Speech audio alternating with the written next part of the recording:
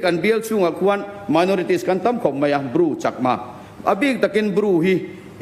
council nei vel wan nia hu tam pareng puite tupi bari te ku Bru kholian tak tak in zasari vel omna chuang ve ve ten nia khatian khan Bru community rian mani an mania funding san pan nei ve si lo hian Mizoram hanan bui mani khen in chung changa aizo rong kalsela house an nei lova chang mau chuan house an nei ya line house an nei ya marain house an nei Bru hian house an nei ve chu tiang chuan nge ni sarkar masa khan atop lama saski vela hanti tur kan na sa taking kanan beya mun ma te po kanan ena amaro chu kan ti lotling man talawa vinia hian kan Bru unaute minorities kutilama